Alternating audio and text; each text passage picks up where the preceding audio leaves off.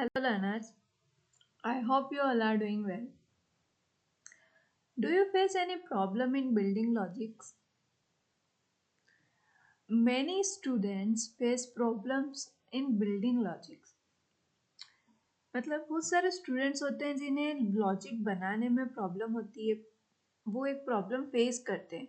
मतलब जब सर बनवाते हैं, मैडम बनवाते हैं या फिर मैं बना रही हूँ लॉजिक, तब तो उन्हें पूरा प्रोग्राम समझ में आ रहा है, उन्हें जावा के थ्योरेटिकल कॉन्सेप्ट्स जो होते हैं वो क्लियर होते हैं, एक स्ट्रक्चर होता है वो क्लियर होता है। बट जब ये उन पर आती है टू बिल्ड अ लॉजिक, तो लॉजिक बना नहीं पाते हैं, कंफ्यूज हो जाते हैं कि क्या करना है। आज हम एक बेसिक थिंग से डिस्कस करेंगे कि लॉजिक्स बनते कैसे हैं, हमें लॉजिक कैसे बनाना है, राइट। तो सबसे पहले थिंग ये है, द फर्स्ट थिंग इज, कभी भी हमें ये नहीं सोचना है कि हम एक परफेक्ट लॉजिक बनाएंगे। मतलब हमारे पास क्वेश्चन आया और हम सोचे कि हम विदाउट एरर एक प्रोग्राम बना देंगे। हमें प्रोग्राम बनाना है, उसमें जो एरर्स आती है, एरर्स आना गलत बात नहीं है, एरर्स आने से हम सीखते हैं। तो हमें पहले एरर्स आना है, एरर्स आती है तो हमें उसे एनालाइज करना है कि एरर क्यों आ रही है, और हम उस चीज़ को फिर सॉल्व करेंगे कि हाँ एरर क्यों आ रही थी। ओके, तो हम एक एग्जाम्पल के थ्रू इसे समझेंगे। सपोज हमें एक प्रोग्राम बनाना है टू कैलकुलेट डिस्काउंटेड वैल्यू। मतलब हम कहीं शॉप पे जा रहे हैं, कोई भी एक ड्रेस अगर हमने परचेज की, सपोज वो 600 की ड्रेस है, उसका प्राइस 600 है और हमें जो शॉपकीपर है वो 10% डिस्काउंट दे रहा है, तो हमें कैलकुलेट करना है कि वो ड्रेस हमें अब कितने में पड़ने वाली है। तो सबसे पहले जब ये क्वेश्चन आपके सामने आया तो आपको करना क्या है, क्वेश्चन में आपको कुछ चीज़ें दी हुई है, तो आपको सबसे पहले तो ये चीज़ को आपको आइडेंटिफाई करना है कि आपको करना क्या है। अब आपको ये देखना है कि आपको ये टास्क करने के लिए किन किन चीज़ों की नीड लगेगी। अगर हमें डिस्काउंटेड वैल्यू चाहिए तो हमें क्या चाहिए, हमें एक एमआरपी चाहिए, या फिर हम इसे सेल प्राइस कह दें। उसके बाद हमें क्या चाहिए, हमें डिस्काउंट चाहिए। डिस्काउंट वो परसेंटेज में भी हो सकता है, या फिर हमें उसकी कोई वैल्यू भी दी जा सकती है, राइट। उसके बाद हमें क्या चाहिए, उसके बाद हमें कुछ नहीं, हमें आउटपुट चाहिए। अब हम हमारे पास ये दो चीज़ें इनफ है। अगर हमें ये दो चीज़ें पता चल जाए, हमें वो एमआरपी पता चल जाए जिस पे प्रिंट रेट है, और फिर हमें डिस्काउंट पता चल जाए, परसेंट में भी अगर पता चल जाए, तो हम फिर कैलकुलेट कर सकते हैं कि हमें वो ड्रेस कितने में पड़ने वाली है, राइट।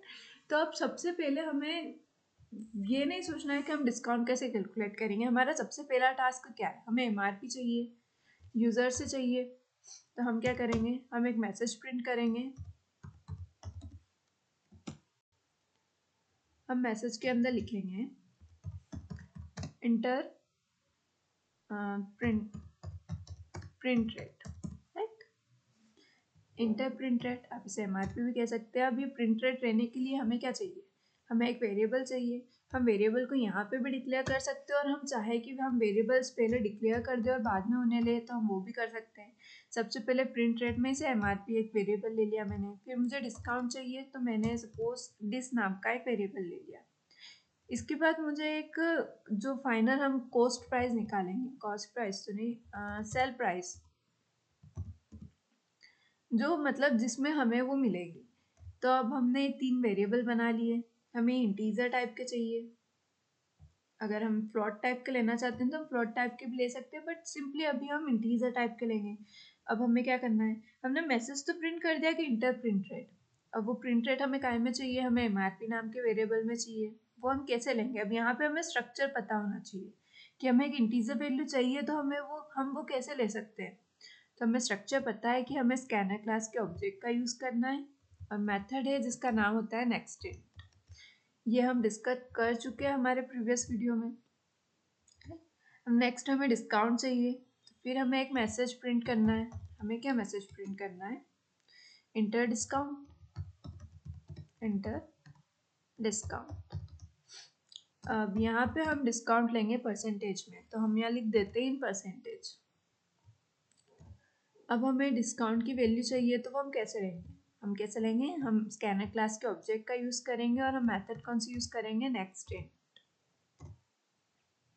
राइट, तो ये हमारा इतना टास्क हो गया। अब इतना टास्क होने के बाद हमें क्या करना है, अब डिस्काउंट हमारे पास परसेंटेज में आ रहा है। राइट, तो हमें एक तो इसे कैलकुलेट करना होगा वैल्यू में, उसके बाद जो भी हमारे पास एमआरपी में वैल्यू आ रही है, अब हमें इसका मैथमेटिकल कॉन्सेप्ट पता होना चाहिए। हमें इसे मैथमेटिकली पहले सॉल्व करके देखना है कि हम क्या करेंगे। सिर्फ अगर आप चाहते हैं ना कि आप एक लॉजिक कैसे बिल्ड करते हो सीखे, तो इस वीडियो को एंड तक ज़रूर देखना। हाँ, तो हमें कैलकुलेशन चाहिए कि हम इसे कैसे सॉल्व करेंगे। हमें एक मैथमेटिकल, हमें कैलकुलेशन पहले हमें देखना है कि हम इसे कैलकुलेट कैसे कर सकते हैं। तो हमें क्या करना होगा, अगर सपोज डिस्काउंट की वैल्यू 10 है, हमारा जो ये सेल प्राइस है, मतलब जो एमआरपी है वो है सपोज 600, हमारा डिस्काउंट कितना है, 10% है, 10% है। तो अब हमें क्या करना है, सबसे पहले हमें निकालना है कि 600 का 10% कितना होता है, हमें ये निकालना है। तो हम वो कैसे निकालेंगे, हम निकालेंगे 600 इंटू 10/100, हम ऐसे ही निकालते हैं। तो ये मैथमेटिकल हमें पता होना चाहिए कि हम कैसे निकालते हैं इस चीज़ को। तो क्या होगा, 2 0 से 2 0 कट जाएंगे और हमारे पास आंसर आ जाएगा 60। क्या हमें ये चाहिए, नहीं हमें ये नहीं चाहिए। हमें क्या चाहिए, हमें हमारा एक प्राइस चाहिए कि हमें शॉपकीपर को कितना अमाउंट देना होगा। तो हमें क्या करना होगा, 600 माइनस 60, तो हमारे पास आंसर आएगा 540। ये हमारा आंसर है। मतलब हमें सिर्फ 2 लाइन की कैलकुलेशन करनी है। हमें क्या करना है, सबसे पहले हमें डिस्काउंट की प्राइस निकालनी है कि वो डिस्काउंट कितने वैल्यू का होगा, क्या क्या वैल्यू निकलेगी, और फिर हमें उसे सेल प्राइस में से माइनस कर देना है। राइट, तो हम देख रहे हैं कि हमें एक टेम्परेरी वेरिएबल की नीड पड़ेगी 60 को होल्ड करने के लिए। हमें एक मतलब वेरिएबल की नीड पड़ेगी 60 को होल्ड करने के लिए। सबसे पहले हम एक वेरिएबल डिक्लेयर कर देते हैं यहाँ पे। राइट, हम उसे क्या ले सकते हैं, डिस वैल्यू ले सकते हैं, डिस्काउंट वैल्यू। हमने डिस्काउंट को डिक्लेयर किया है, दैट्स वाई। तो हमें क्या करना है, हमें डिस्काउंट वैल्यू कैसे निकालेंगे, डिस्काउंट वैल्यू हम कैसे निकालेंगे, हमने अभी कैलकुलेशन की थी। हमें क्या करना है, 600 क्या है हमारा, 600 क्या है हमारा, एमआरपी है, जो हमारा वेरिएबल है एमआरपी 600 ये है। हमें इसमें करना है इनटू, फिर हमें 10 क्या था, डिस्काउंट, मतलब हमें फिर जो डिस्काउंट की वैल्यू है वो लिखना है, और डिवाइड बाय हमें क्या कर देना है, 100 कर देना है। यही थी हमारी कैलकुलेशन। और एट द एंड हमें सेल प्राइस निकालने के लिए क्या करना होगा, हमें जो एमआरपी उसमें से किसे माइनस करना होगा, ये जो वैल्यू हमने निकाली डिस्काउंट की से। तो हम क्या करेंगे, इस वैल्यू को यहाँ पे माइनस कर देंगे।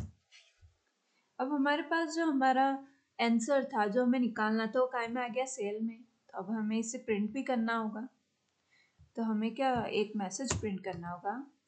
वो हम किसके थ्रू करेंगे, हमें स्ट्रक्चर पता है कि हमें लिखना होगा system.out.println।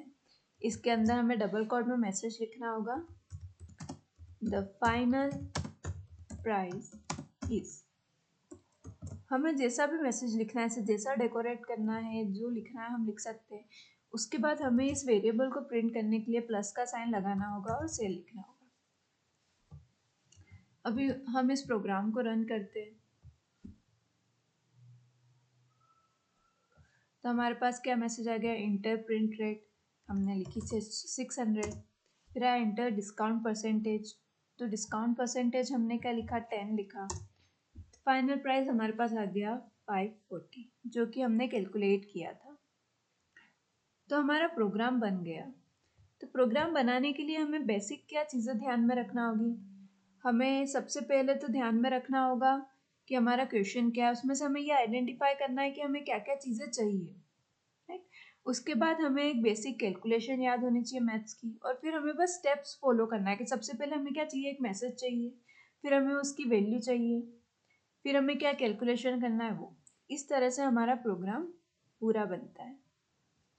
आई होप आपको ये क्लियर हुआ होगा और वीडियो अच्छा लगा होगा। Thank you for watching.